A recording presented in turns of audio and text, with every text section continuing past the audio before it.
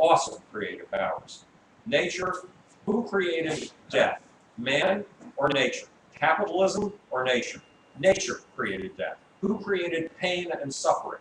Capitalism or nature? Nature created those things. It is our job. Nature has birthed us to say fuck you to nature. Nature has birthed us to overcome things like death and suffering.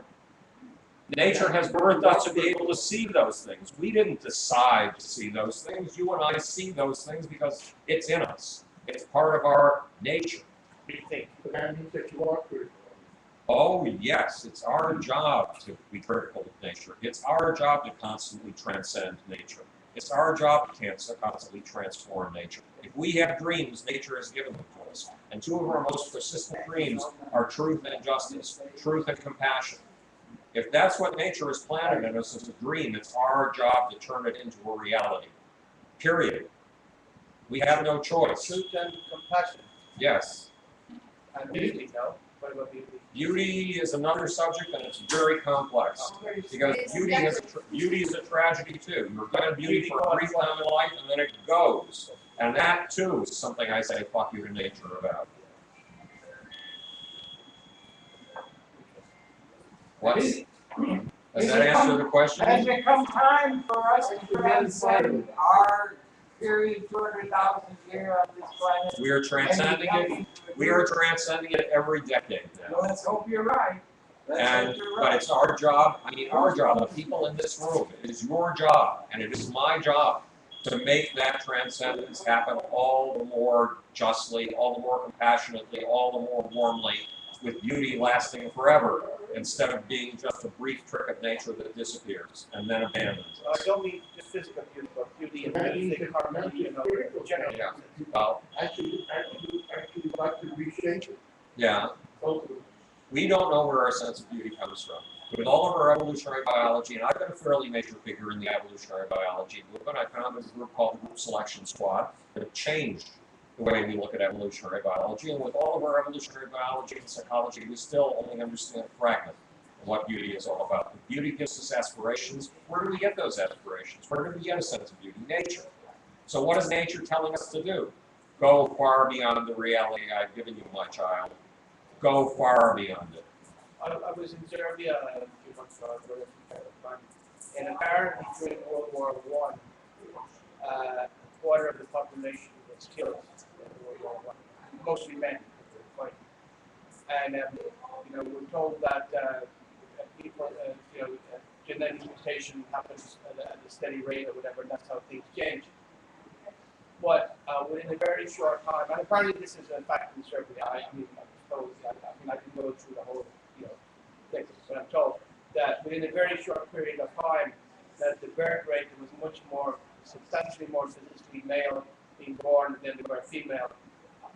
You know, presumably to balance, to bring back the population to 50-50, which it is closer to now.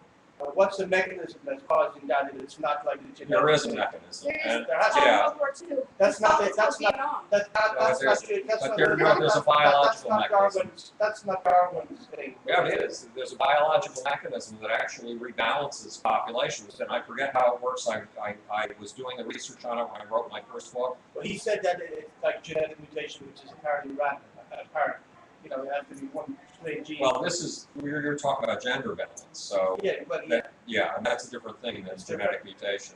But it's still genes that determine whether it's male or female, the way they shape. Not entirely, no. It's environment to a certain extent. It's whether a woman is under stress. If a woman is under stress, she has more of a tendency to give birth to females than to males. There's a whole lot of external We factors. start as females. That's why we have nipples. We don't need them. It's still very interesting. And then when we morph, we differentiate. I mean, if the female be under pressure in the war, then there can be more females, but there's more males. You know, there is an explanation in evolutionary biology, and my memory. Remember, I was prematurely sick now since the age of 6. Yeah, there's more to it. There's more to it than just Darwin's random. Well, yes, there's epigenetics, which is what happens to genes when they get instructions about how to express themselves, because they can express themselves in many, many, many different ways. There's a whole variety of things. Yeah, I mean, there's a marinade in the womb, And that Marinade has the hormones that are evoked by the circumstances of the woman in whom that womb exists. So if that woman is under perpetual stress or is depressed, that changes the very chemical nature of the marinade in which that embryo was born. So there are all of these factors. Yeah. It's still interesting though. Oh, it's very That nature can balance itself in a very short period of time. right. Apparently. Right, and I personally am not a believer in the total randomness of evolution. It's And not the randomness of, no, I don't believe No, that it's it's not as random as we're told at all. The word stochastic to me, which means random in scientific terms, What do you call it stochastic, again? stochastic. Stochastic. And stochasticity is a big mistake, as far as I'm concerned. But the argument for that will take as long as our entire presentation. It's not random. I Not don't entirely believe so. random. No, It- it's directed. it's a way to model our state of understanding. So because we don't understand it, we create a stochastic model. This doesn't mean that the underlying process Well, is it's even stochastic. worse than that. In approximately 1650, when Pascal was trying to figure out how to beat the gaming tables at places like the Monte Carlo of his day, and there was another mathematician who was trying to do it. The two of them came up with the mathematics to help them beat the odds at gambling tables, and that was called probability and statistics. And we've been using that probability and statistics ever since. Well, one very important thing to know in science is when you have a tool, do not define your tool as your external reality. You use your tool to understand an external reality. But if you only have one tool, that doesn't mean that all external reality is designed to fit that tool, if you understand what I mean. There's the old saying, and it's been attributed to both Mark Twain and Abraham Maslow, to a man who has only one tool, a hammer, every problem is a nail. Well, one of our few hammers is probability and statistics. Left over from 1650, 350 years old. 350 years old, probability and statistics. Oh, that's all. And we're limited by our tool. It means it's time Howard, to we invent had new a call tools. in from Virginia. Oh, we did. It's Stephen. Steve, I never would have guessed. You said, and he turned it off, he's turned it back on, so we're Yeah. now streaming again to Yeah. our vast audience. So, Steve, did He you have has a question? Yes, he had a question, and I can't get it to you, but he said, what do we need to realize, what systems do we need to encourage in order to realize the good outcome? We need to encourage as many new systems as we possibly can, because the more systems we invent, the Address more, it to Steve, yeah. look how limited we are. We're using Aristotelian. No! And she wants food. She wants to eat, or she wants to be taken out, or something. Barbara, At any Steve rate, turned it back on. So- He turned it back on. Okay, It's still be done. we are so limited by our tools that we are still using a logic that we got from Aristotle 2,300 years ago, and we don't realize it, because we fail to look at the things right under our nose and re-examine them. And Aristotle basically told us in 2 pages of one of his books, he said, if you reduce things to what he called their elements, you break them apart to their smallest little bits and pieces. And then he used a bizarre metaphor, a metaphor left over from rules of human behavior that have been chiseled in Babylon on steels of stone. Those are called laws. He used the metaphor of these laws, and he said, if you discover the laws of these elements, the tiniest things, you will understand everything you need to know. Well, guess what? If I break you down to a bunch of atoms, I turn you into a soup. Does that help me understand how you become you? Well, we've been running with that logic for 2,300 years. Steve, talk to Yes, Steve. Talk that's to Steve. why- Learn yes, to have okay, your yes, position okay, right Steve, to so- become a great so if- television star. That's why I told you that according to Aristotle's logic, that first flash of time and space and speed should never have existed. That Big Bang should never have existed, because nothing comes from nothing. That's Aristotelian logic. What are the elements with which the universe started? Nothingness. Nothing comes from nothing. And then we had time, space, and speed. Add time, space, and speed to time, space, and speed. According to Aristotle, all you get is time, space, and speed. You understand the whole thing. Did you understand the elements? Time, space, and speed. No, and suddenly it coagulates in some way we don't understand in physics, and we don't even question it as matter, as the first quarks and leptons. What? Hammond. That defies the laws of logic. Why are we so limited? Because we are using laws we got 2,300 years ago, and we haven't held them up for questioning yet. We haven't invented our way beyond them yet. That's ridiculous. Steve said he really likes the program. Oh, Say boy. hello to Steve. Yes, Steve. Our vast audience. Yes. We talked about Aristotle. What about Wittgenstein? I thought he overthrown the whole world. I don't know Wittgenstein's work. All I know is that Wittgenstein talks about context. And yes, context is one of the keys. If Aristotle didn't understand context.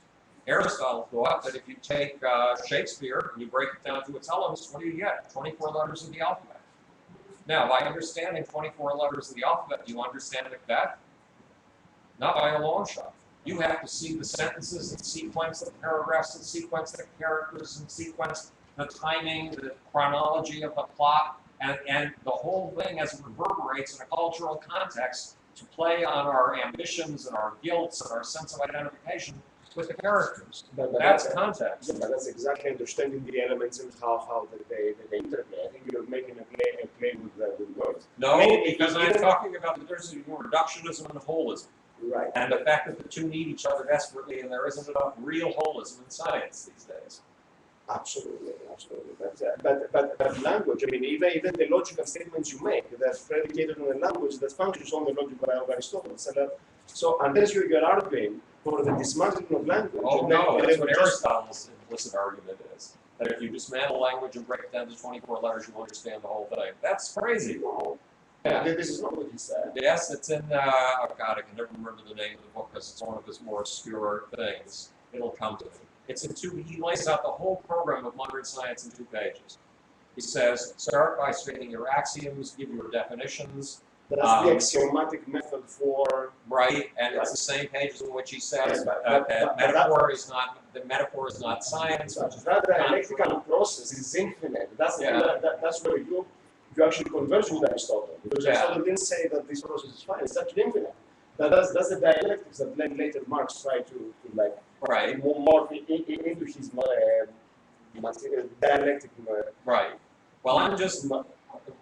So Our tools are too reductionist, and using probability and statistics, the 350-year-old mathematics, and making now look, it worked. The Monte Carlo system worked in building the atomic bomb.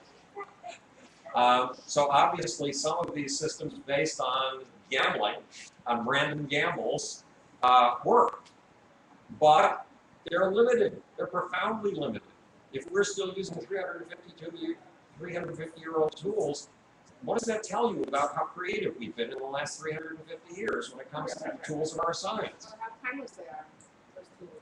They may be timeless, but it's time to invent our way beyond them and see bigger pictures. I'm still up against the mystery of what a big picture is. I'm a big picture thinker. The technology doesn't fit into that Very part. small. What's that? The technology doesn't fit into that. They're not floating, obviously. Well, the technology is giving us now computer simulations, which are becoming a major tool of science. But they can mislead us as well as they can guide us. They're tricky tools because they're based on axiomatic reasoning. And if you put in the wrong axioms in a computer simulation, you get the wrong answers. Eventually, you will get them through the same method, but you have to have a dynamic method through which you're going to evolve your ideas. That's what Aristotle said. He prescribed what the method is. Now, as arithmetic is flawed. That's what like the theorems of Gödel, that actually arithmetic cannot exhaust all the reality about itself.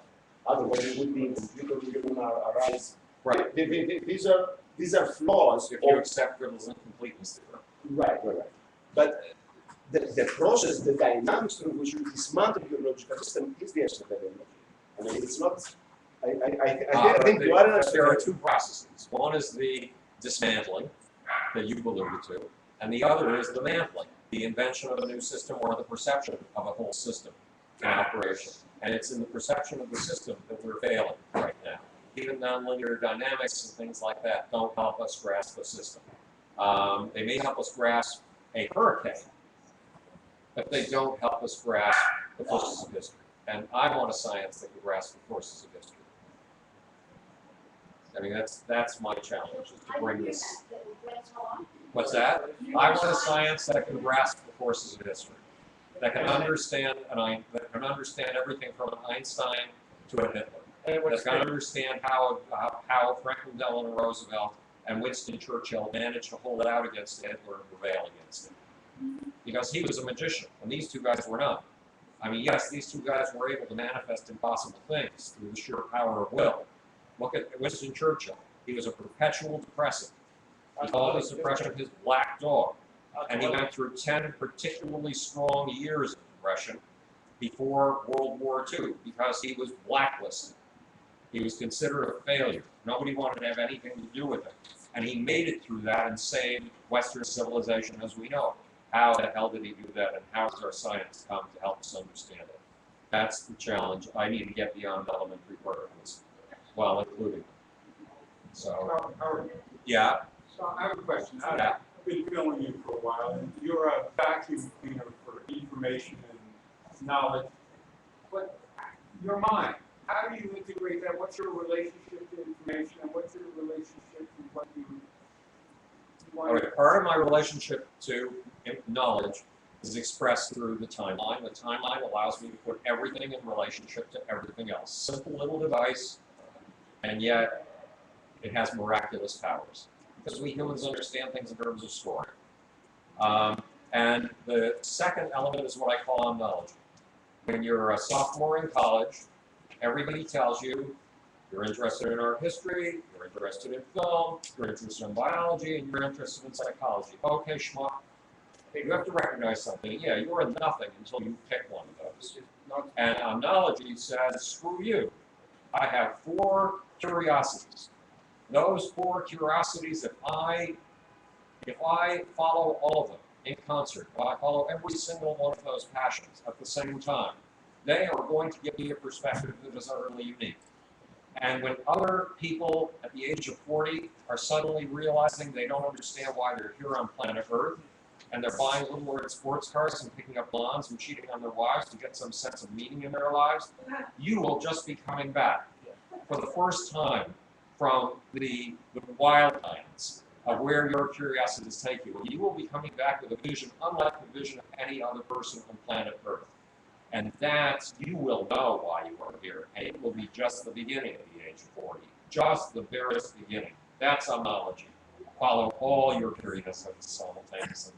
Jane? I don't have the intelligence that you have. However, when I was in college, I had the exact same perception. I remember, you know, if things were taught historically, art, you know, history, science, chemistry, physics, blah, blah, and they were put in the timeline, it occurred to me that's the way education should be, by the way. I mean, I think we're really talking about education.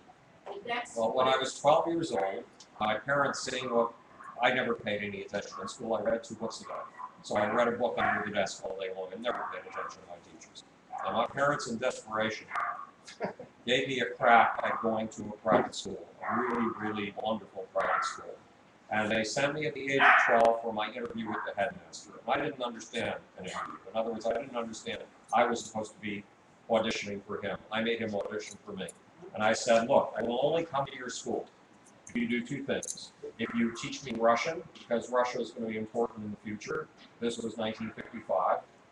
And if instead of teaching science the way you traditionally teach it, biology first, chemistry second, physics third, you reverse the procedure. You give me physics first, so you give me the story of the Big Bang and the origin of elementary particles. Remember, I'm 12 years old this time. You give me chemistry second, so you show me how those atoms coagulated in molecules and how those molecules interact. You give me biology next, so you show me how those molecules coagulated in cells and organisms. Then you give me anthropology, so I see how societies evolved, and then you give me history. That's the only conditions on which I'll come to your school. What did he say? He let me in. And he changed the order of the courses just for me. So it didn't work because it turned out the school was very weak in science, and the gym teacher was teaching physics the year that I took physics, and I was in with a class of people older than I was who were actually at an IQ level 15 points below that of my own class. Plus, Jerome Brewer totally reorganized the education of science just after I got out of the courses in which I would have been taking the Bruner versions. So it didn't work. It didn't matter. I read the Scientific American from cover to cover every month. And I stayed on top of my science because that's my milieu, and I got educated anyway. You've educated yourself, basically. Yeah, but without the timeline, what I realized in going back over this is I didn't invent the timeline when I was 21 years old in my freshman year at NYU. I invented it when I was 12, and I'd always somehow aspired to it. And it's just I finally did it. I finally implemented it. But yes, putting things together, that's what I want to do for you in my freaking little series. My freaking little 26-episode series. I mean, it helps create new ideas. And that's what Neil deGrasse Tyson doesn't do. He gives you lots of wonderful stories. I love the stories. But he gives you traditional science and he doesn't give you the stories. You get a little bit of the story here and a little bit of the story there, and you don't get it in chronological order. It isn't a story. There's no story to Neil deGrasse Tyson's, whatever it is, 10 episodes or something like that. And he's wonderful. You know, he's charming on camera, but he has no original ideas either. So he doesn't preach to you with passion because he doesn't have a strong point of view. Could I say something? Yeah. My name is Nita. Yeah, no. Okay, hi. And you were saying that we're all parts of of a brain that is thinking Larger about, collective intelligence. yeah. And there's something that I don't hear anybody saying in here that I think I need to say in order to keep this process balanced. And it's like I'm listening to you, and it's like the view that you're giving me. I grew up outside of this country. It's the Where did you grow up? imperialist in Mexico. Yeah. It's the imperialist American, the imperialist European, going out and imposing its set of values on the rest of the world, saying this is the way science is, and this is the way this is, and this is progress, and we're going to give you televisions and cars and so on, and totally devastating the lives, the spiritual lives of all of these people. Why is it totally devastating the spiritual lives of other Well, people? it They have the right has. to pursue No, their own. It has, but anyways, I want to say two other things. Yeah. That I think that, Harold was talking about the possibility of destroying the species. I don't think that we're going to destroy the species, but I think that it is possible that we're going to have a war that's going to destroy everything that we know as our world. It's going to destroy the technology and everything. And you say that you're a Zionist. I happen to believe that Zionism is the most likely part of this world that's going to bring about this Well, war. Rita, have you seen ISIS? It has nothing to do with Listen, science. I lived in Israel, Yes. and I've written about Iraq and so on. I know the area very well. Right. Okay, and I don't. You can't compare ISIS to Israel. I mean, The it's like greatest form of imperialism in the history of the world is Islam. Islam, within 150 years of Muhammad's death, Muhammad in 628 AD says that God showed him the scroll of the earth, and saying that he would have all of it to the east as far as it goes, and all of it to the west as far as it goes. And he wrote letters to what he called the 6 emperors of the world, the 6 most powerful men the in the world. Zionists didn't say that, but that's what they're doing. No, they're Okay. not. No. Now, wait a minute, let me finish. So he said he wanted all of the world, and he invited all of the emperors to Islam. And the implication was, if they didn't accept his invitation, he'd do it by other means. And within 150 years, Islam had an empire, 7 times the size of the United States, 11 times the size of the conquest of Alexander the Great, 5 times the size of the Roman Empire, the biggest empire in the history of the world, bigger than the British Empire at its peak. But we have a bigger empire now.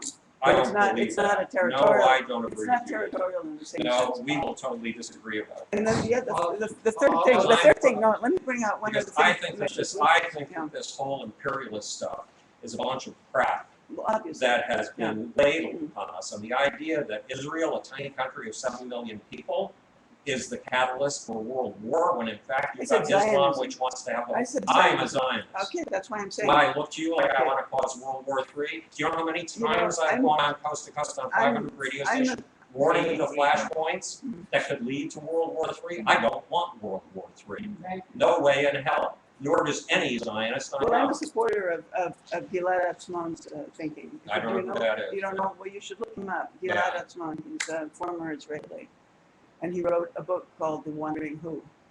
The Wandering The Who? Wandering Who. Yeah. Okay. Not who- which is very important.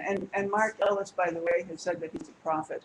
You know, Yeah. it's like everybody in his back, and Mark Ellis has said he's a prophet in Judaism. So he's somebody that you should know about, Yeah. even if you're not I, going to ha- agree I with what don't he want to says. waste my time and energy on Zionist issues. I prefer to waste my time and energy on the world and the cosmos. And I don't want to get mired in these little petty bullshit things. Okay, so the Because other other thing, people are perfectly willing to do it. yeah. And so it doesn't need me. That whole bone of contention does not really need me. Mhm. And they do have me on Iranian TV and Saudi TV all the time, and they respect my point of view. And I've had one-on-one debates with senior officials from Hamas and the Muslim Brotherhood. How many people do you know who've done that? Not many. So I go into the arena when I have to, but I prefer to avoid that entire subject. And I do not believe in all this imperialist nonsense at all. I believe that the Mexicans have a right to be Mexicans in their own spiritual points of view. I believe that the reason that we're suffering up against ISIS right now is because they believe that they are fighting on behalf of a higher truth. And we only feel a part of something transcendent, bigger than ourselves. They have that to offer. We don't. I'm trying to give us that Well, because that's what we I was going to deserve it. say. You also said you're an atheist. Yes. And I happen to believe that that's a major problem in the world today also, because we have, you know, we're living in a society where people want to reduce everything to materialism, and it No, doesn't work. no, Nita. You know, I've been and- accused of being a material mystic because I believe the spiritual dimension is profoundly important. That's what I was talking about when I was talking about what Hitler Okay, managed what to do you achieve. what do you see as the spiritual dimension? I've given it tonight.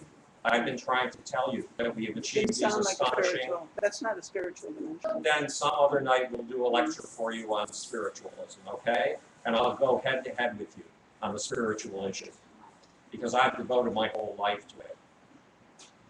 Well, you don't seem very spiritual to me. Well, Through unfortunately, what you're you don't but perceive it. through what you're saying. Maybe Wait, there's wait, maybe wait. there's a blindness Doctor, somewhere. doctor, you're working in the balcony. Doctor, When IQ. you talked about the three aspects of Western civilization, you didn't mention religion, which I thought was very interesting. No, I didn't mention Yeah. religion at all.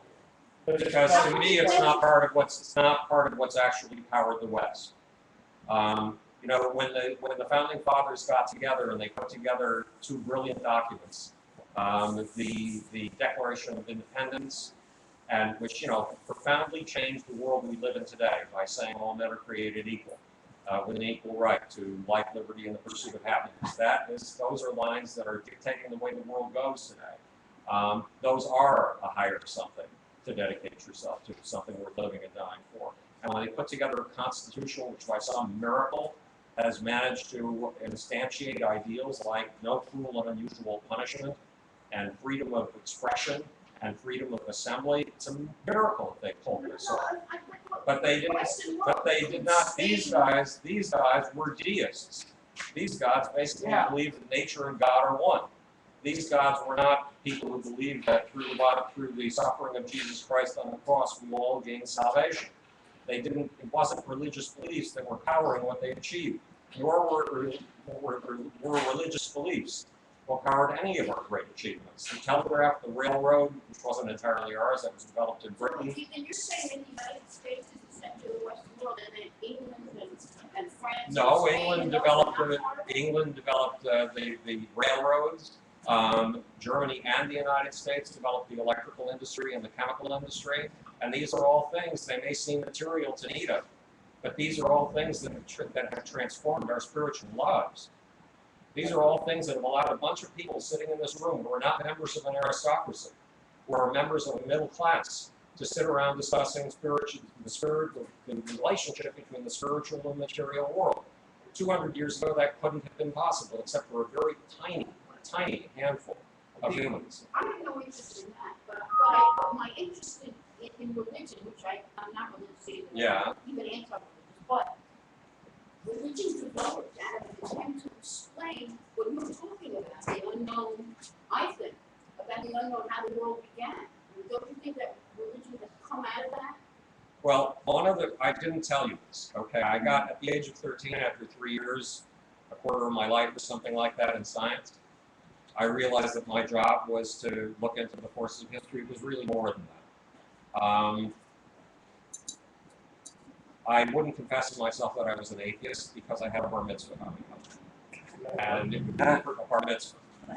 And it would be the first party that I'd ever been invited to in my life with my peers, and there would be presents. And I didn't want to give up on that. So one part of my brain knew that I'd become an atheist, and the other part of my brain refused to acknowledge it. And then as soon as the bar mitzvah was over and I'd written the last thank you notes, it took 2 months to write the thank you notes, I was able to confess to myself that I was an atheist. Well, 2 months after my bar mitzvah, it was the end of the cupboard. Yeah, it was the end of August. What happens in September in the Jewish religion? The high holidays. And I had just come out of the closet as an atheist. And my parents, they never went to temple. They were secular Jews. But as far as they were concerned, the high holidays were it. You must attend the high holidays. So they dressed me, I don't know how they did it, in a suit. They managed to wrestle me into the car. They got me all the way over to the street where the temple was, and then I refused to come out of the car. I held on to the frame of the car while they were shredding my socks, trying to drag me up the street. And I realized, You got that on camera? I realized something. Shame, that was like. I realized that if I'd like to see that. Yeah, that would be good. That would be good. All right, right now? all right, I realized that if there were no gods in the heavens above us, if there were no gods in the ground below us, there were certainly gods inside my parents somehow. Where were they? They were inside. My job in science was to look at things right under my nose as if I've never seen them before, right? So I realized the things I needed to look at were not right under my nose, they were right behind my nose. They were the gods inside of us. And when I heard at the age of 14 that there existed a book on planet Earth called Varieties of the Religious Experience, I spent 4 months trying to find that book, because in those days we didn't have Amazon. And Buffalo, New York doesn't have that many sophisticated bookstores. Because that book was my calling. Because William James, in that book, in roughly 1900, had basically laid a bunch of specimens on a table, but not dead specimens, living, vivid specimens of experiences of exaltation, of ecstasy, of going far, far beyond yourself. And I felt he left this as a message for me. What he was saying to me was, I do not have the tools with my science to understand these things, but I'm going to lay out these religious experiences. The passions of Saint Teresa, who lay in her cell, surrounded by stone at night in the darkness, and felt Jesus coming through the walls of stone and penetrating her body, and felt what an orgasmic experience that seemed to take her up to the heavens and beyond. It was experiences like that. And Fox, the founder of Quakerism, seeing visions of fire in the sky, he laid out these experiences. I knew I could have them and needed to have them. Why? So I could understand them experientially, and I could start to understand them scientifically. That really was the quest. And then Hitler was neurology, next. and then along comes neurology, and they find the God button, and there's the God Yeah, button right. in And they your find brain. that by transcranial magnetic stimulation of the proper part of the brain, they can give even the deepest atheist a religious experience. Could you write me down the name of that? Right, what? Could you write me down the title of that book later? Oh, the book that has, the varieties of the religious experience, William James. Alan, Hi, Howard. welcome. I'm the guy who introduced you to Harold. Yeah, right, exactly. Thanks He's the man responsible for for all of being this. here. It took me a while to figure out which was the real. But Howard, have you talked about the Sunnis and the Shiites and why they're killing each other and what that's all about? Is that something we manipulate? Is that something inherent within their temperament? They've been fighting each other since the massacre of Karbala in roughly 700 AD. And there's nothing we had to do with that, nothing at all. We have to get over this cultural centrism, thinking we are the cultural center of the universe. We're Right. not. There are other civilizations with which we share this planet, one of whom is far more successful imperialistically than we have ever been. Which one is And that? that is Islam. Well, Islam, but But you wait, said, there's which more. factor? There's Yeah. more. Right now, and you know, since we talked about Right. this, there has been a proxy war going on in Syria between Saudi Arabia and Iran. Saudi Arabia is the representative of Sunni Islam. Iran is the representative of Shiite Islam. Iran is not even an Arab country. Iran is a Persian country. It's a totally different people. And these two are battling for control of the Middle East, the Islamic world, and ultimately what God has promised to all of Islam, the entire world. That's what they've been Well, first fighting they have for to in Syria. battle each other before they rule the world. They're fighting that I in Syria. disagree with that. I disagree with that because Saddam Hussein, who was a Muslim, Right. he was able to contain all of the That's diverse That's right. forces, and the same with Assad. right. He was able to attain equilibrium, and we, the not Westerners, the Western went and world. we destroyed both Saddam, and now No. we try to destroy Are Assad. you ignoring the existence of an 8-year war called the Iran-Iraq War? And $1 Which trillion we caused. spent? The mullahs no, in that's so Iran, wrong. they That's so wrong. demilitarized because they thought the Shah was overspending on military, and they said, Iran has never invaded the country since Greece, Yeah. and they demilitarized. Okay, now, How because could they we do it? How wanted could to they get have the such a Iranians war? for invading the American embassy, we told Saddam to go and take care of it. Now, if Saddam had the guts, he this is could Wait, crazy. wait, let have him merged. express his He opinion. would have marched into Tehran. That's how dismantled the Iranian military was, because the mullahs did not believe in militarism, and we No, diverted no. them back into militarism. We no, started everything you said after is- a bomb, Everything you said is false. and we tell them, shame on you for not militarizing. Have you read? And we gave Saddam chemical weapons. He used it in Iranians. He used it on the Kurds. And because we kept the receipts, That part's then true. Wow. we told the American people, oh, you know what? Saddam must have chemical weapons because we have the receipts.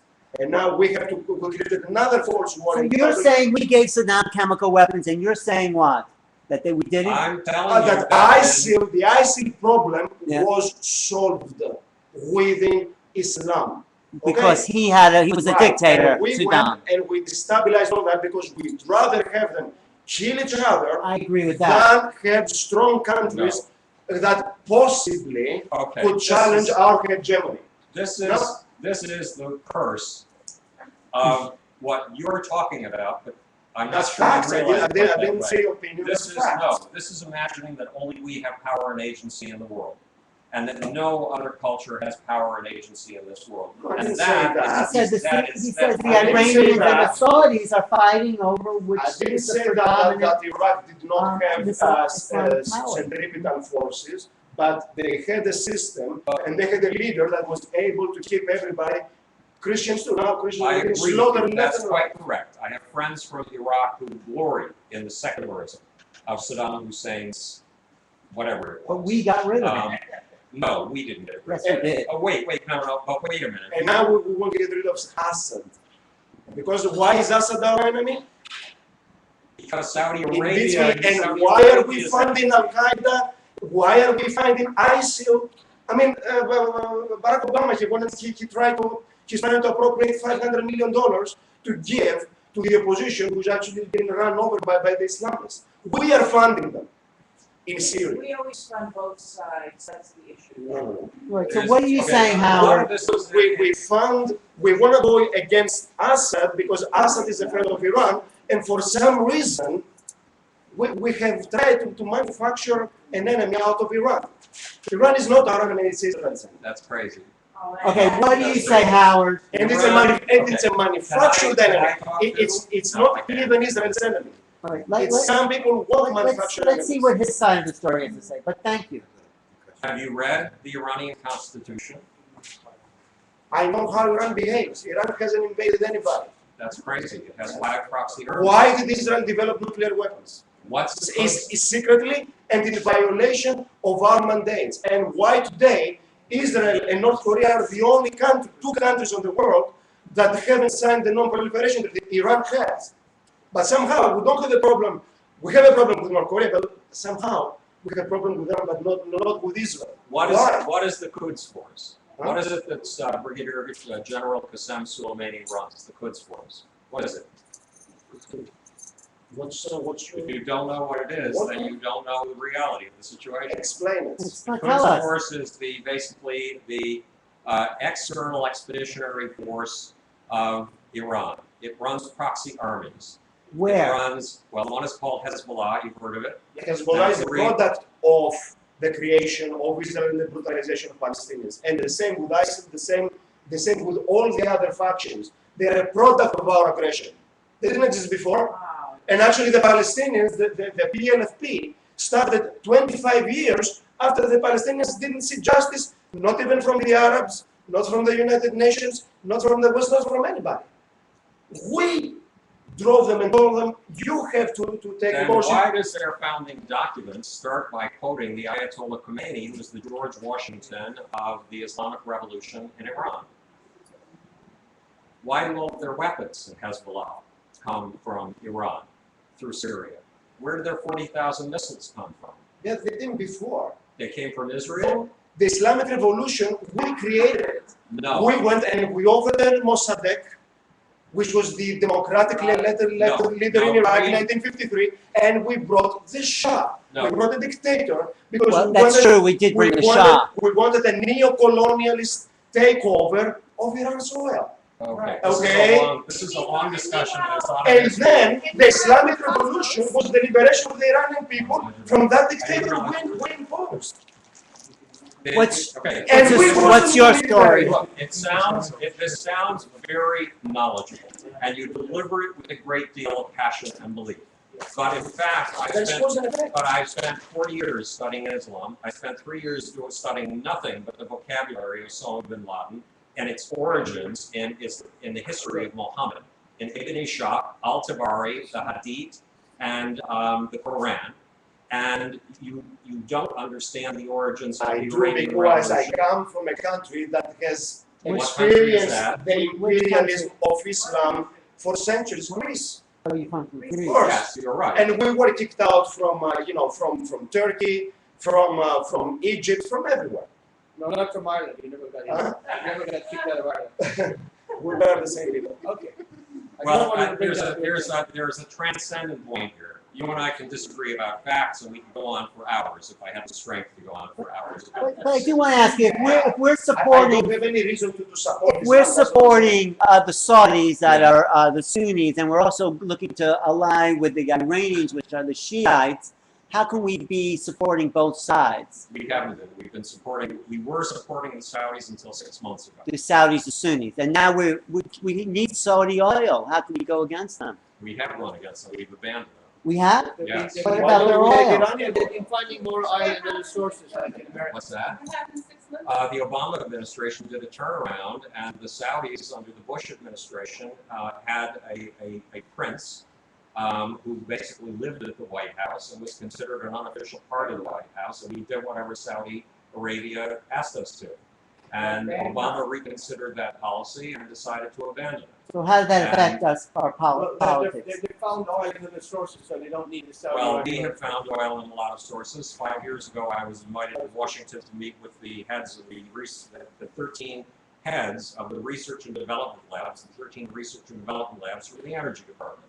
And they were going absolutely bonkers about fracking because it was producing such vast amounts of natural gas and oil that it astonished them. And they were predicting, this 5 years ago, this didn't sound very likely, but they were predicting that we would be energy independent in 5 years. So the energy equation for us has changed. So they don't And need it Saudi gives- Arabia. We do, but not Not the as way much, we not used as to. much. But we're Right. still So we getting Saudi abandoned- oil. We We- have so- solar panels in space. What's that?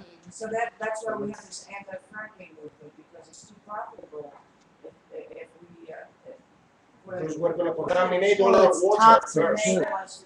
Well, if you were going to go into paranoid thinking, you would think the anti-fracking movement was supported by They the haven't Saudis. solved the processing of the water, of the wastewater. They haven't solved that problem yet.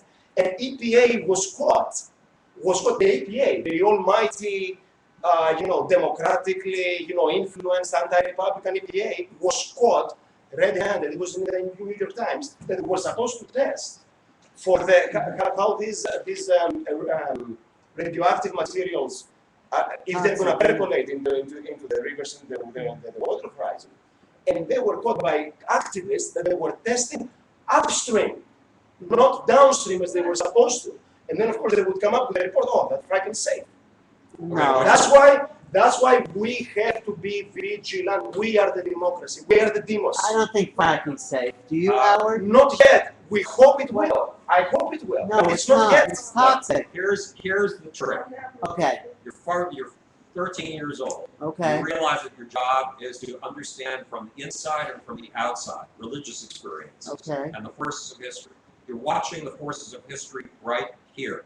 You're watching radically different perceptions. Right. Your perception, my perception. All three of us are intelligent people. Look how passionate we are about these things. Right. The forces of history are based on this merger of passion and reason, Right, this merger of ideas and emotions. right. And you're watching them unfold right here in front of your very eyes. So- And if science is going to understand what the obligation of science is, the aspiration to omniscience. Since there is no God, it is our job to do her work. And since there is no God, and omniscience is an aspect of God, our job is to be omniscient. We can't do it in one generation, can't do it in 500 generations, we may not be able to do it in 5,000 generations, but every generation has to be a stepping stone in that direction. And you're looking at the raw stuff that science has yet to understand. And it's been my mission to understand since I was 12 years old, basically. And have you understood it yet? I've done my best. It's gotten me on God coast to shows up coast at any 83 moment, you times. don't have to rewrite the whole book. And look, and talking about Jamaica, look at Rastafarianism, another example of this kind of thing. Look at Bob Marley, my client, and how he became a god in Africa. I was on a plane one day, this is before apartheid had been ended in South Africa. This is before the current party took over. With the daughter of one of the founders of, what is it called, the leading party in South Africa. And she had a Bob Marley t-shirt on, and it meant all the world to her. Yeah, ANC, right. So these are the kinds of things that I'm trying to understand with my science. It's no mission to make everybody gay this and say that's No, not by any stretch of the imagination. without the big money, it's not. No, not by any stretch of the imagination. The transcendent experiences are supremely important. The sense of being in touch with a transcendent truth is one of the most powerful things on the face of the earth. That truth should actually in some way better humanity is one of the most important obligations on the face of the earth. I think There's there's, no one God, that it's all God, it's all God. Yes, That's what you're saying. but I'm also saying that if you believe in a God, that's what powers you. Who am I to stand in your way? You will see the world from a different point of view than I. And we are like the compound eye of an insect with 170 different little panels, all of which combine to make a vision. You're one panel, I'm another panel, you're another panel. And we need all of them. Even though I disagree with can I do this, I something? need it. Can I do something? Can I do Yeah. something? A little exercise. Yeah, There was a I went to a. Okay, stand up. stand up. Oh, No, you no, mean, just him. yeah, I wasn't sure. Come stand over here. yeah, okay, over here. All right. I have no idea. Tell me what do you don't without turning. What do you see behind you? What's on the wall behind you? Well, okay, this is an exercise I put people through all the time. So just tell me what's behind you. There's a wall back there. That's great. There's what a else? couch, and there's a person sitting on the couch to my left, to everybody else's right. What's on the But wall? the fact is, it's all in my imagination. Okay, well, Right that's now, fine. for me, the wall Okay, does no, not just exist. Keep looking that way. Keep looking that Yes, way. okay. You come up. You come Please, okay, come on. Who has it here? You come here.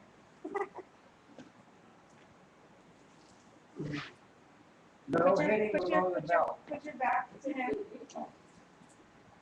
Now you have this opposing Right, perspective. right, Now, dialectic. now you can listen to his perspective. Yeah, You have a lot more vision. aha. And now you can look at the way he's looking, and he can tell you all about it, and you have a lot more perspective. Right. It's that much bigger. Both of That's, you. Yeah, yes, the windows. quite true. Okay, good point. Good point. Good. Well done. Well done.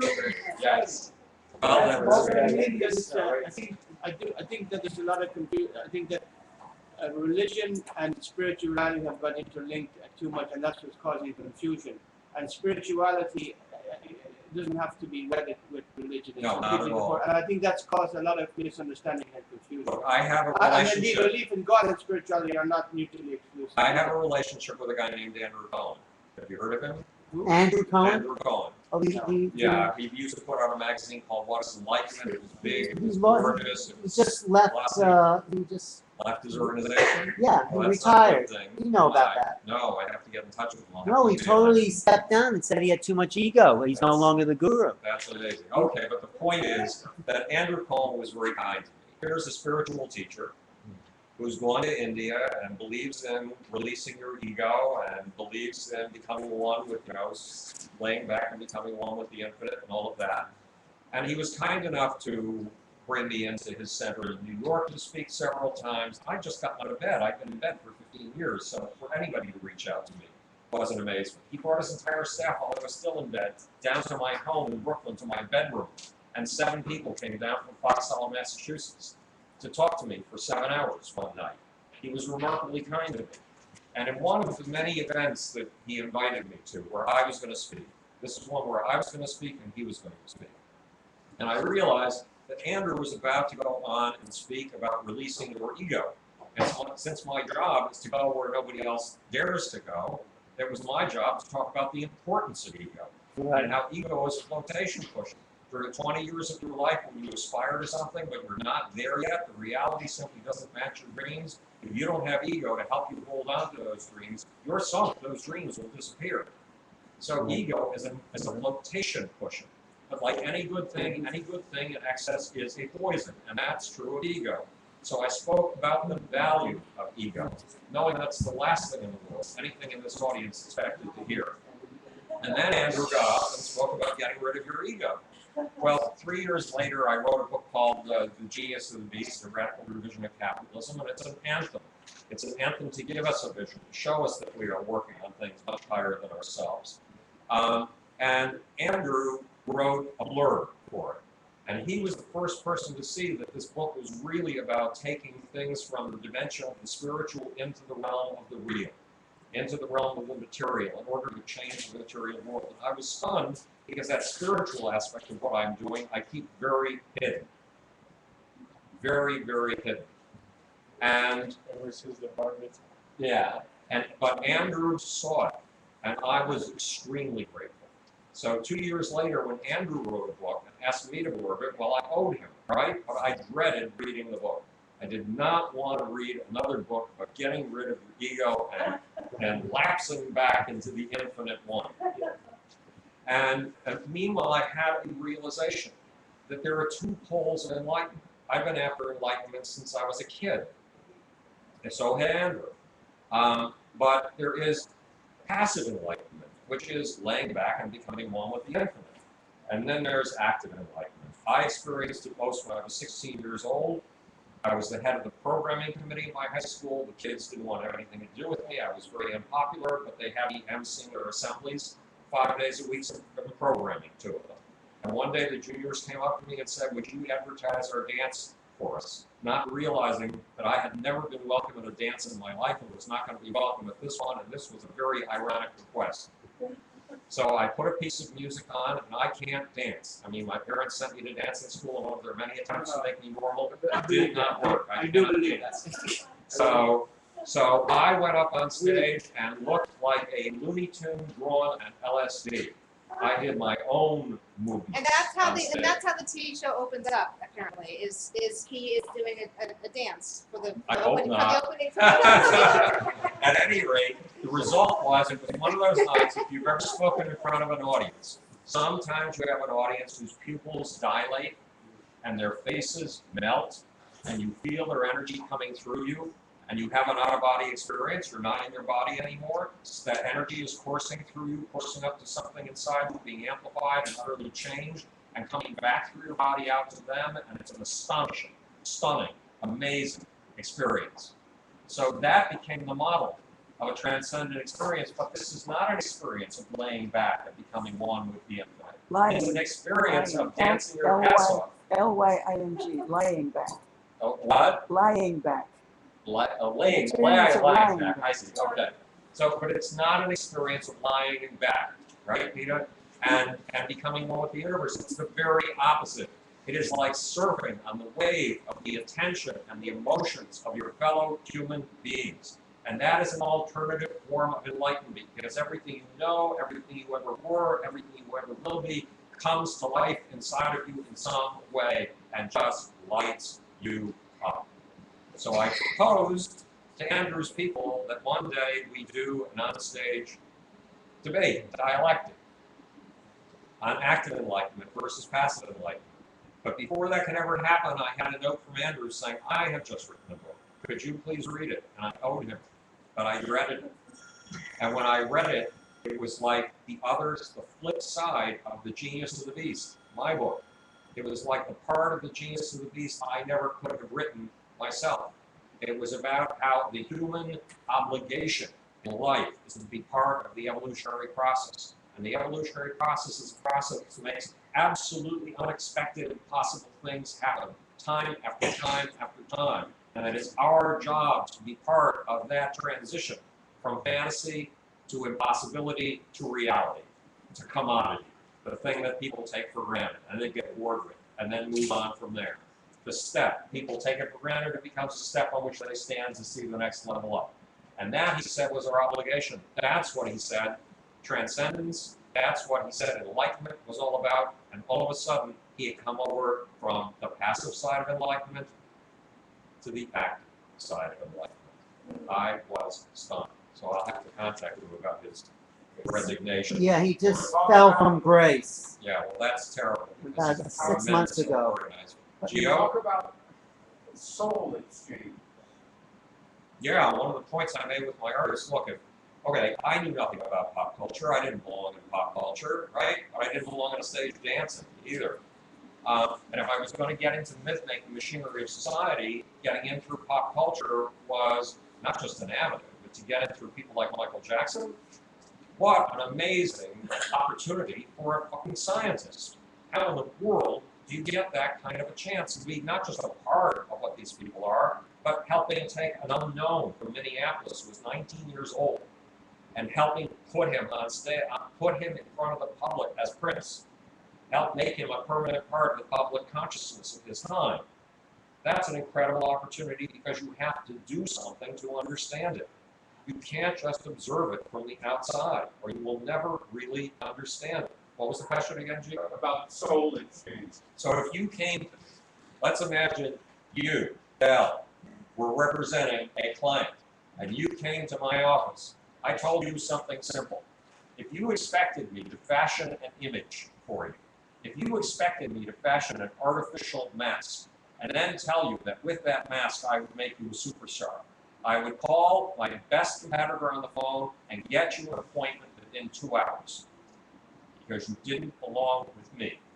What you had to understand is your client sits down at 2 o'clock in the afternoon in front of a blank piece of paper or a blank computer screen to write a lyric, and is absolutely certain she can never write another lyric in her life again, and wonders how she's written any lyrics in the past. And on a good day, there's a lyric in front of her by 4 o'clock in the afternoon. And on a transcendent day, that lyric looks like it wrote itself. And then your client goes on stage, and what I just described happens to her. The pupils dilate in the audience, the faces melt, and energy comes pouring through her. She has an out-of-body experience. She's not in control, something is dancing her, and she doesn't know what it is. My job was to find that thing, the gods inside my parents, the gods inside that wrote that lyric, the gods inside that danced you on stage. And if you let me find those gods inside and introduce them to you so that the hello, how are you, fine, thank you very much self could understand that this other self was there and it needed to respect it and help it thrive because it was going to change from year to year to year. If you could handle that, if you would let me be with that client for 3 days straight, if that's what it took, to find the fucking soul of your artist, then we are in business together. Because music is about soul. And music is about using your soul to light my soul. You light me up with a pop song for 3.5 minutes, you give me 3.5 minutes of secular salvation. Isn't that the eternal coming through us, the cosmos itself? How That's could you? the way you want to see it. Well, that's a how I see metaphor. it. Yes, but Okay. it's not an atheistic point of view, really. Well, it's my atheistic point of view. I don't and think believe so. in I think power. you're a closet spiritualist. I agree, Well, that's why I like the material nerd mystic. The problem with. but I think Yeah. it's, then it gets relative. Yeah. Because it's because you think that God is something supernatural, so you can't possibly believe in a supernatural being. But God is not something supernatural, but perfectly natural, because it's the system upon which Creative we- force. I would agree with that. If there is a God, then God is inherent in every atom of my being. in Right. every cell. Exactly. Like, the very process that makes cells. You're not really an atheist, you're against, I'm with But Jefferson. Howard, we and want to yes, make the world safe for that soul to come through each person. That's why we're talking about wars and trying but to it's transcend the individual wars. soul. It's individual It is, soul. so, but we want to You make find- that soul Yeah. available for each individual That's that incarnates here, That's so right. they can spread their gifts and create a greater That's humanity. right. And in the That's- days of smartphones and in the days of computer or video cameras that cost $1,200 instead of $120,000, Right. that's becoming more and more real all the time. All of you have access to the most incredible facility I've ever seen, the Manhattan neighborhood. So that's why we have to transcend the wars that are separating whatever side. Well, Anybody, we have to understand call us- how. We have to understand well, as how. long as you call yourself a Zionist, you're creating war. As long as this person calls himself a Muslim or a fundamental, No, I they're have a all- right to my identity as much as you Mexicans do, have but right the to their identity. separation creates the tension. Let me give you my vision of Zionism. Okay, and it's in my sure. book, The Muhammad Code. It's right at the beginning.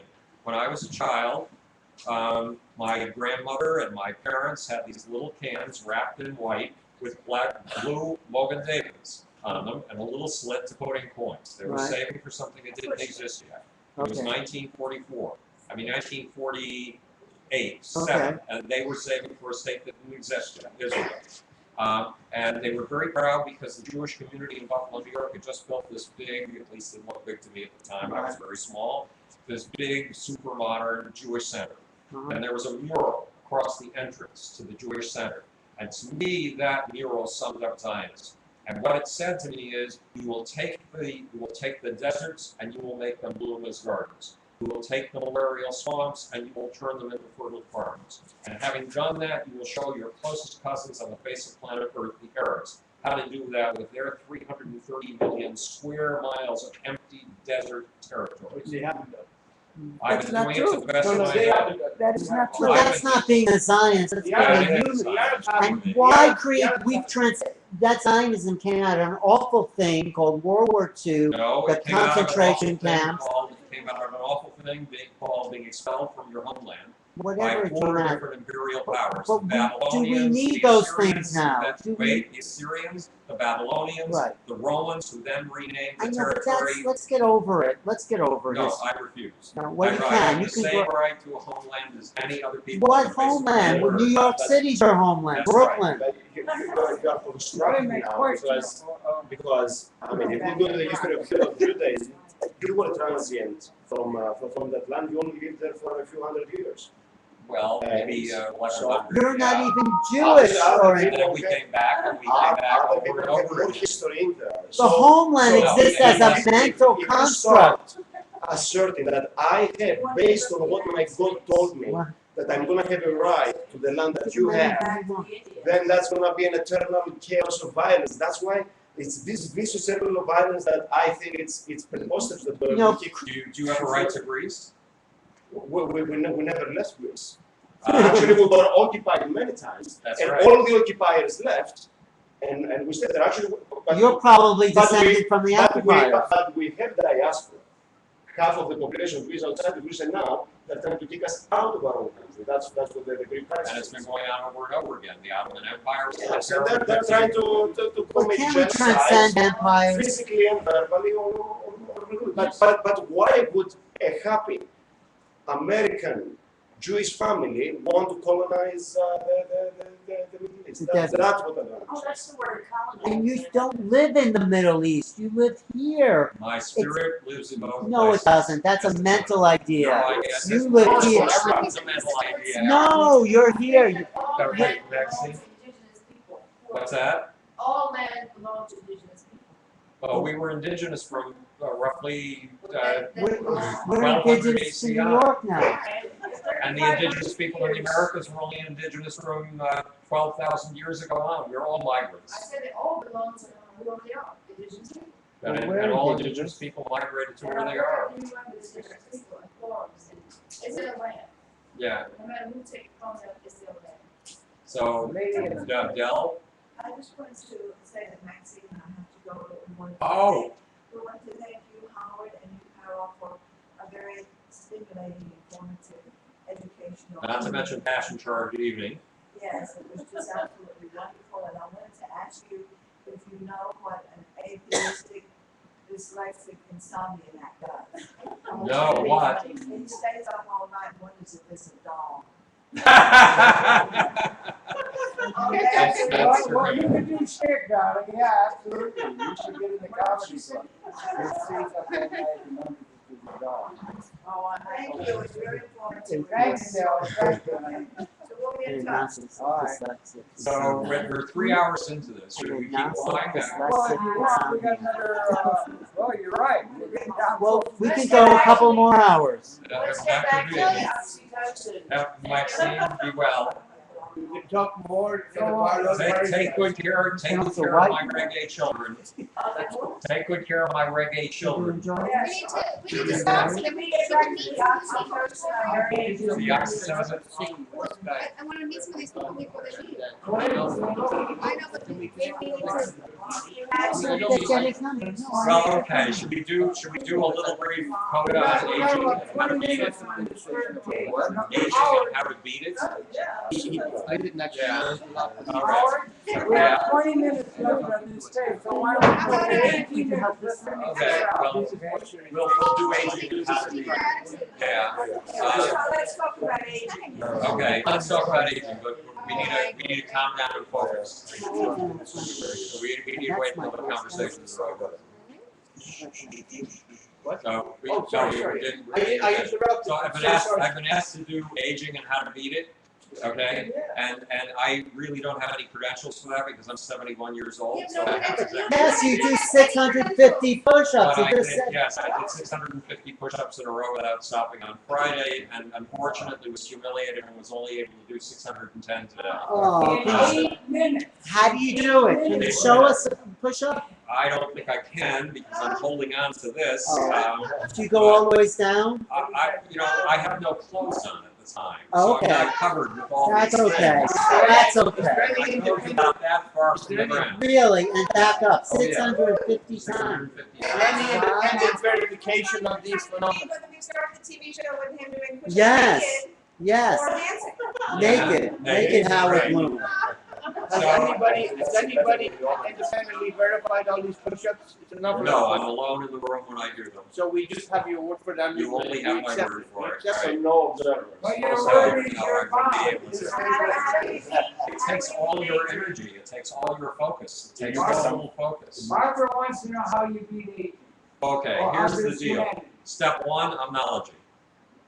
Follow your dreams, follow your visions, follow your passions, follow your curiosities. Do the things that make you come most to life. You'll notice if you're sitting in front of a laptop trying to concentrate, one thing I do that at a place called the Tea Lounge. It's this great big gigantic club that's filled with young people. I can, out of the corner of my eye, watch young women and young men, and it invigorates you. It really does. Excuse me, where is it? It's in Park Slope, Brooklyn. It's Union Street between 6th and 7th Avenue. What's it called again? It's the Tea Lounge. Tea line. Lounge. And I've been there since I got out of bed in 2003. So, and as I said, I've written 3 books there. I put together the proposal for the grand unified theory of everything in the universe, including the human soul, and then managed to barrage the avalanche of things that have come in. You might have to from have there. my singing to that, almost everything else in the universe. Right. That's hard, I guess it's a special And category. maybe Howard, we started out talking about multimedia. Well, wait, let's do the aging thing Yeah, first. okay, go ahead. Let's So if you start want this to thing. be down, you're gonna get really young. Yeah.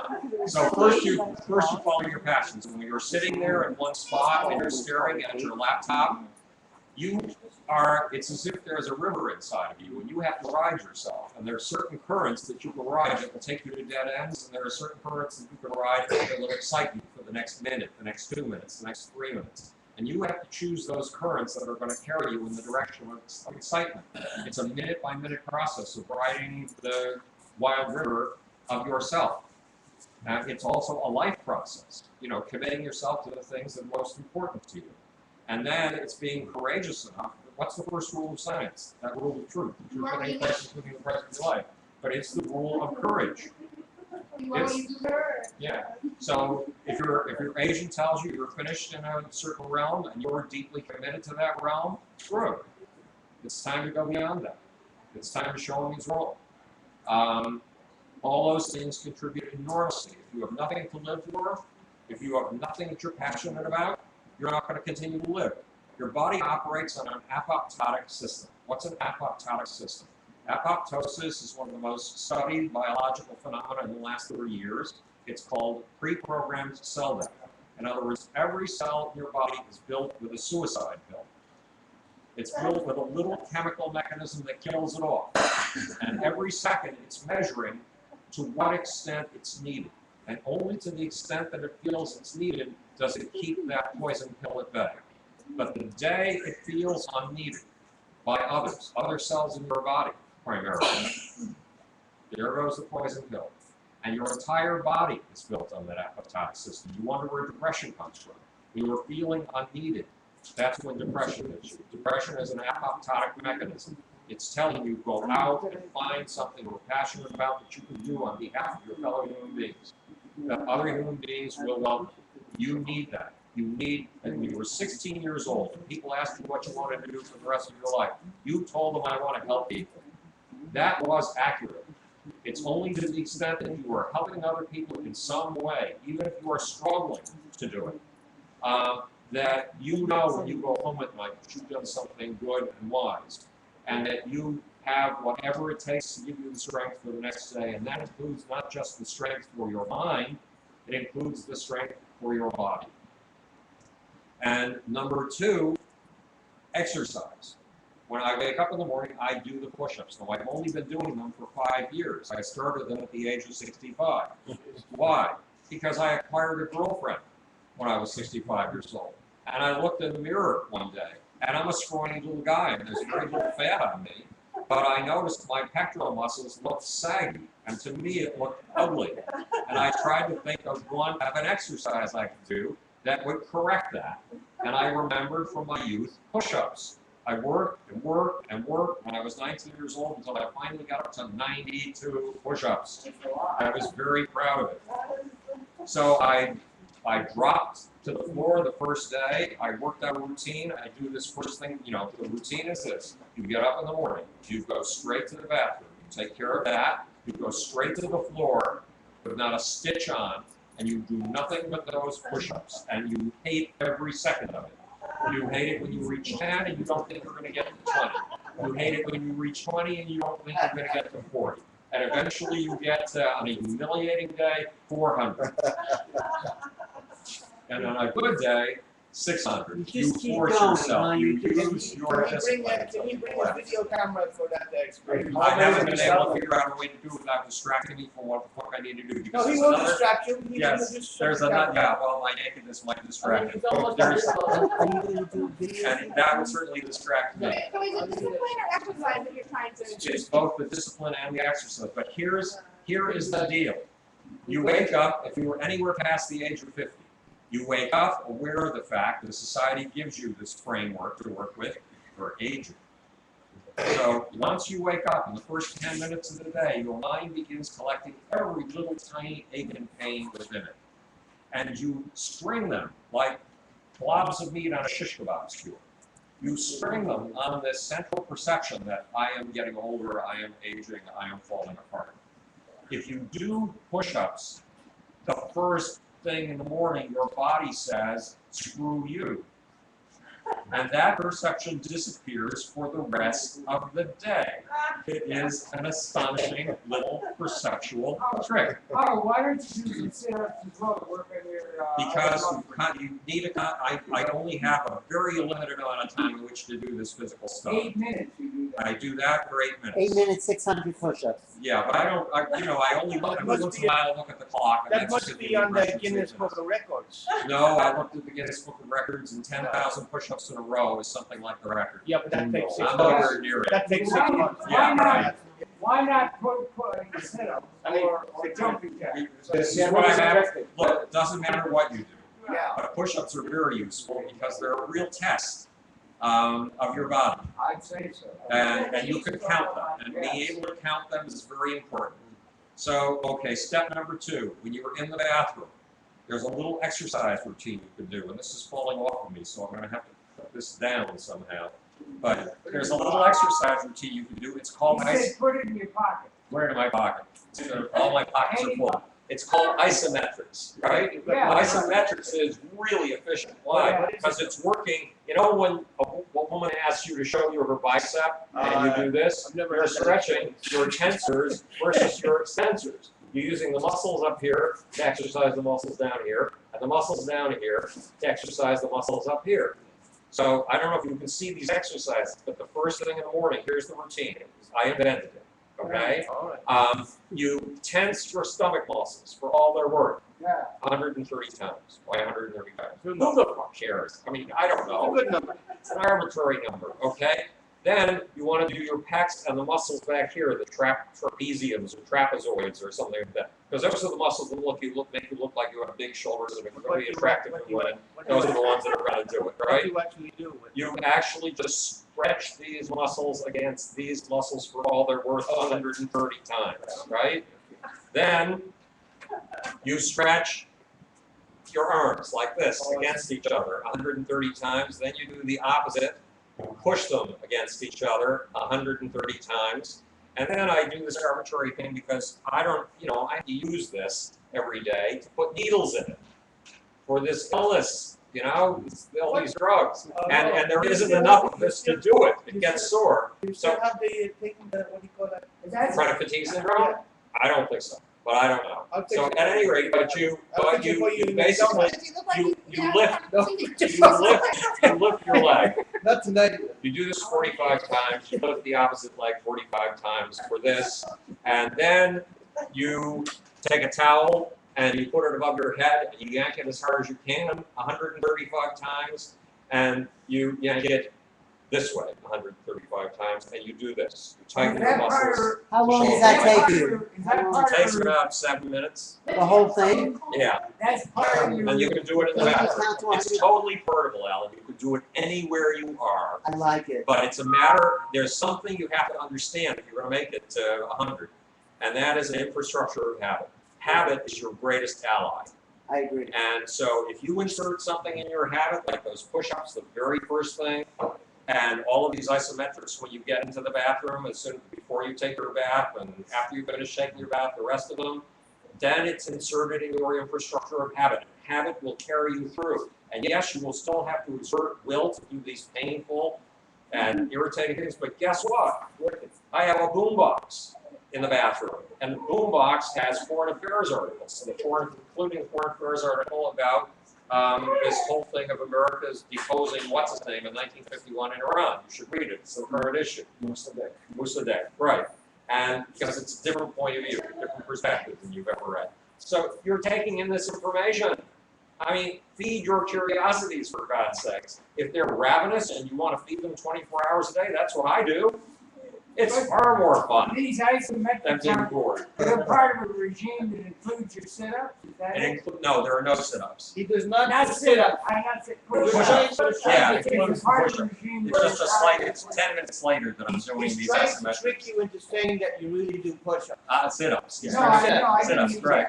I didn't. So use things, Kindle, there are certain Kindles that read out loud to you. So I'm listening to podcasts on the speakers of my computer when I'm in the bedroom. Then I put on the headphones and listen to this going to the bathroom with magazine articles in the morning and books in the afternoon at night. And then I plug this into the boombox so that it amplifies it on the speakers. And I'm listening the whole time I'm doing all of these tedious exercises. So all of my real reading, by eyeball, is when I'm doing research. So I'm flicking through things. Sometimes they're rated 3 sources a minute. So no, I don't. I mean, when I'm in the subway, I Nothing like an author who doesn't Google read. newsfeed. but I still go through some of the books. It's So ridiculous. all of these supplements you're talking about, Okay, the supplements. You ready for You do read Google newsfeed. Yeah, I stay on Google Newsfeed is running on my computer all the time, no matter what else I'm doing. So I'm always monitoring events around the world. Interesting supplements. What's that? And the supplements. Okay, the 2 most potent supplements are gabapentin, which is a total mood changer and energizer. It's just an amazing energizer. Gabapentin. Gabapentin. write it down. Now, Write it down. gabapentin you have a system in your body that it's very unfashionable to research right now, so you're not going to read about it if you follow research on biology and medicine, but it's basic to the body. And it's a Sherringtonian system. The Sherringtonian system is a system that operates on a balance between a stimulator and an inhibitor. The same kind of balance that you have between a tensor and an extensor, or whatever these damn things are called. But at any rate, two opposites. So it works on this balance between opposites. And it's a stress handling system. So when you hear a sudden explosion outside your window and you don't have a clue as to what it is, all of a sudden the stimulant takes over and the inhibitor decreases, and your needle goes into the red zone. And then you realize it's just a car backfiring. Now you've got it resolved, the needle goes back into the normal zone again, the inhibitors come on. The stimulator in that system is called glutamate. The inhibitor is called GABA. Gabapentin works on the GABA system, the inhibitory system, and yet it gives you energy and strength. Gabapentin, G-A-B-A, is the key You word. get it in a vitamin shop, huh?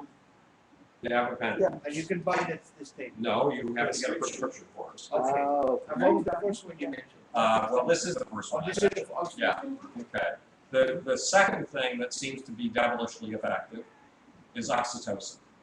Oxytocin was originally used to help you give birth. You were having trouble, the muscles were not contracting in the right manner, you needed to loosen the muscles so that the baby could come out. They gave you a shot of oxytocin. It's a female version of testosterone. More recently, it has been demonstrated that oxytocin is a social hormone. It's a bonding hormone. When a man and a woman are together and the woman gives birth, a strange thing happens. The woman is, especially when she puts the baby to her nipple, many women have an LSD-like high when they first put that baby to their nipple. It's because they're flooded with oxytocin. And oxytocin makes them feel warm and fuzzy about everything and everybody around them. Okay, I have to make an announcement Yeah. again. We're coming to the end of the tape, so Okay. that's the end of it. So that's the. Okay, but I need the vasopressin. Let me finish the vasopressin. Okay, quick though, quick. Yeah, do it in haiku. The male has a surge of vasopressin. Vasopressin is the opposite. Vasopressin is a boundary-setting hormone. So the woman is so open to things that she's in danger of embracing something that could kill her. And the male is there to set boundaries to protect her. And the hormones, these two opposite hormones do that. Oxytocin is heavily studied these days in neuroeconomics because oxytocin is involved with trust and it's involved with kinds of interchange that take place in commerce. But oxytocin, it was demonstrated in the last 3 weeks, has another quality. It affects the aging of muscles. Now, it would be, to use a Hebrew tune, Neskadol Hayaho, it would be a great miracle happening here if it simply arrested aging of muscles. But it doesn't arrest muscle aging. It reverses muscle aging. I've been injecting this stuff since Oxytocin? 1996. How do you get oxytocin? Again, a prescription. And you have to inject it. Or Oxytocin producing activities such as More like hugging. sex, Yeah. hugging Right. dogs in But- neighborhoods. Right, but I've had so many dogs, Amber knows That's this, probably why you didn't get that's the 600. ridiculous, That's probably why and you. still, That's I need probably the why you can oxytocin. do the 600 plus. I would imagine the oxytocin has a great deal to do with why I can do this Because if we ridiculous tried to number do of that, we push-ups. could drop dead on the spot. Yeah, when somebody told me, well, it was only a year and a half ago that I reached 180 push-ups, and I thought that was a bloody miracle. And now I'm doing 650. That's ridiculous. And I was doing 180 at the age of 70, and 650 at the age of Don't tell the Guinness people on that value. 70. All right, listen. Let's get to the end of the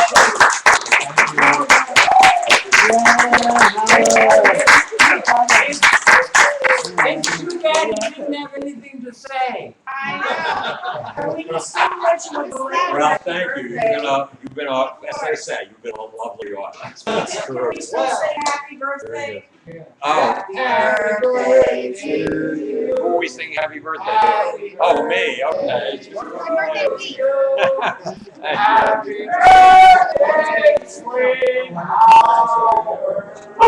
Thank you. Thank you for being blunt with me. And thank you for thinking you. And good to see you. Oh, I love you, really. I was missing you. I missed you at my birthday No, party. I'm sorry. Oh, you would have been such a, you would have been a I star. was there last year with Yeah. that competition I brought. Yeah, oh yes, that was wonderful. How's he doing? He's great. Oh, good. Oh, good. You was very spectacular. We'll do another interview sometime. Okay, that would be neat. That would be neat. Yeah, and I still do. To the best of my ability.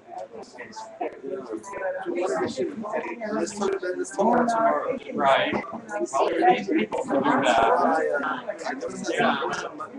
Right, point of view is. Right, exactly. See, they pulled me on television